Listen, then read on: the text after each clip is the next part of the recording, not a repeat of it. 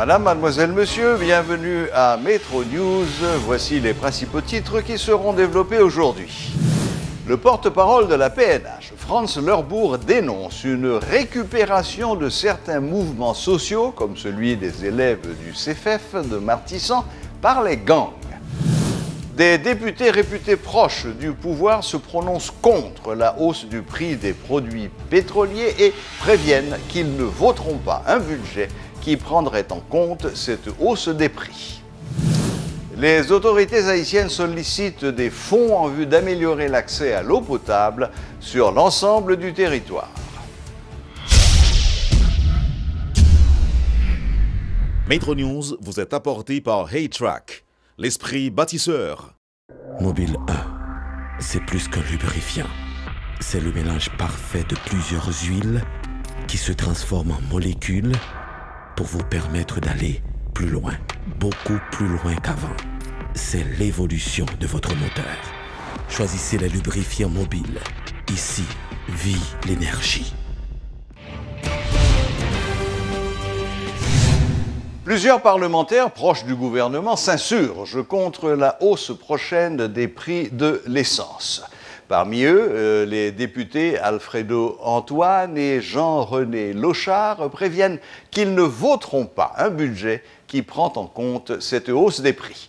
Le député de Kinskov, Alfredo Antoine, juge que les autorités, pour augmenter les recettes fiscales, doivent combattre l'évasion fiscale et exercer un meilleur contrôle sur les franchises douanières accordées à de nombreux entrepreneurs.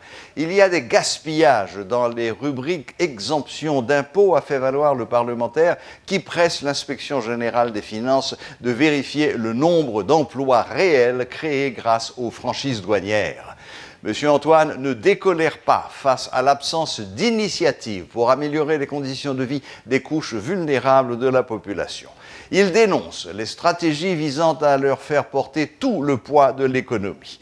Les pauvres seront les principales victimes de la hausse des prix du carburant qui aura une incidence sur les produits de première nécessité, a martelé M. Antoine.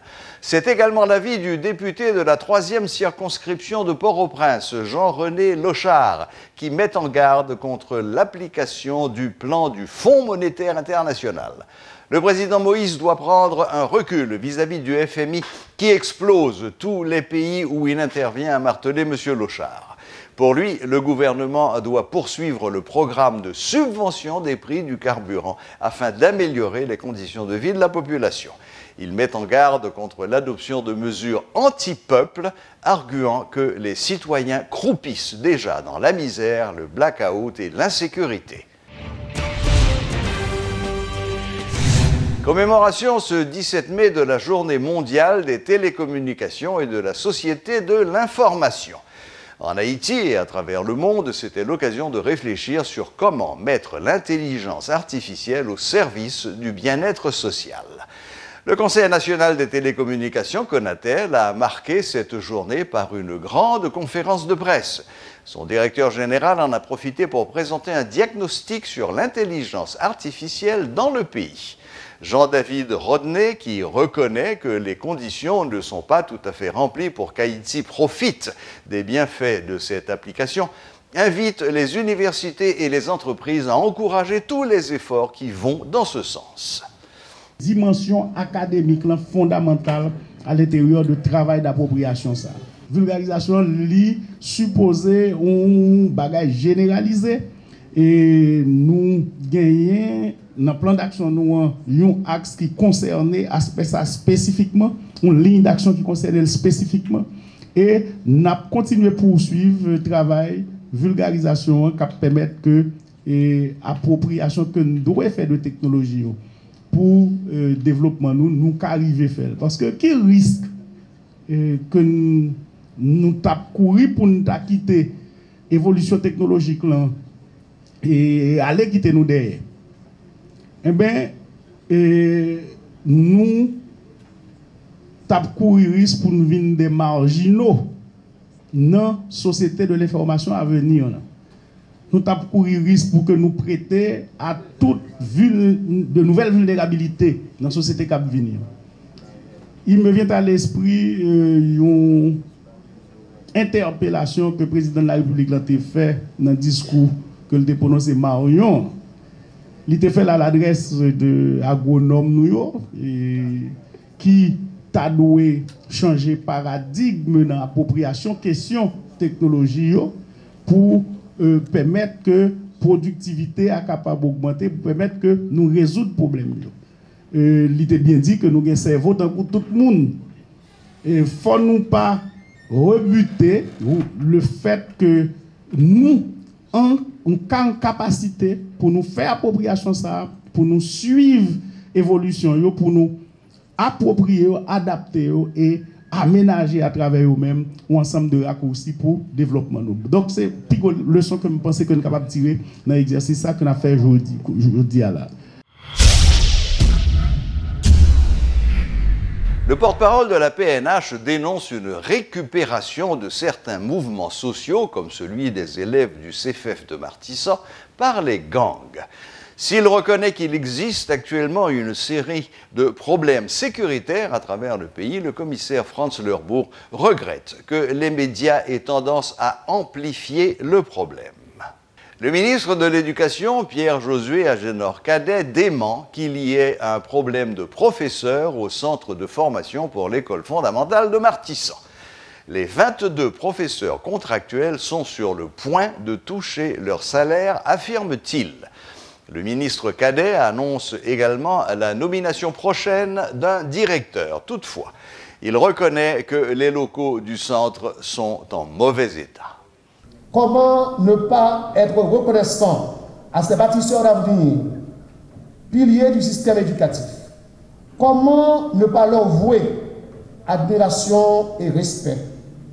Animés du désir ardent de servir la nation, ils ont su tenir très haut le flambeau de l'éducation, malgré les soubresauts et les difficultés dans l'exercice de leur métier. Quel que soit le professionnel accompli, le technicien chevronné, le technicien du savoir pratique, l'expert très sollicité, ils sont tous, dans une grande mesure, les produits du travail inlassable et inclassable des éducatrices et éducateurs qui ont bravé la pluie, le soleil, enduré la fatigue et accepté les manquements du système. L'administration Moïse Lafontan, à travers le ministère de l'Éducation nationale et de la formation professionnelle, continuera à travailler afin d'améliorer la condition enseignante. La régularisation progressive de tous les enseignants en situation irrégulière dans le système, en salle de classe, à travers les lettres de nomination et le paiement des salaires en attente depuis plusieurs années, témoigne de la volonté de l'exécutif de mettre de l'ordre dans le secteur. Et n'oubliez pas aussi cette lutte engagée contre la corruption au niveau du ministère de l'Éducation nationale qui nous a permis à date de récupérer environ 150 millions de gourdes et nous allons plus loin. Et avec ces millions de gourdes, nous serons capables de répondre à pas mal d'exigences. Tout récemment, vous l'avez entendu, vous l'avez vu, et les rues étaient bloquées à plusieurs reprises du côté de Mortissant avec les étudiants de CFF. Et hier, nous les avons rencontrés, nous avons compris leurs revendications et nous avons pris l'engagement de résoudre ces problèmes récurrents concernant ce centre de formation des enseignants pour l'école fondamentale. Nous nous engageons de préférence à faire davantage en fonction des ressources financières disponibles afin d'aider le système à aller plus loin, afin aussi d'innover dans le système. La division au sein du parti Fusion des sociodémocrates s'amplifie de plus en plus. Ce jeudi, les membres des deux cartels qui devaient donner une conférence de presse locale du parti n'ont pas pu y avoir accès. Ce groupe de militants, dirigé par Pedrica Saint-Jean et Bateau Junior, qualifie de provocation cet acte et annonce des poursuites judiciaires contre l'actuel directoire. Il se montre déterminé à poursuivre la lutte pour le respect du statut du parti et l'organisation du 3e congrès. Pendant 3 fois, nous venons là pour nous venir faire réunion. Ils ont fait même barrière pour nous. À telle enseigne, vendredi dernier, nous avons une réunion avec les 2 cartels.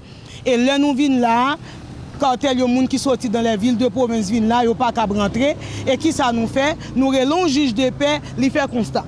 Ok, le juge de paix fait constat que fermé militants dehors, il fermé tout le monde qui a appuyé le mouvement pour un 3e congrès national qui fait, il fermé nous dehors. Mais nous dit que nous ne pouvons pas faire bac. Nous avons dit que la fermeture des locaux de la fusion est une provocation aux militants.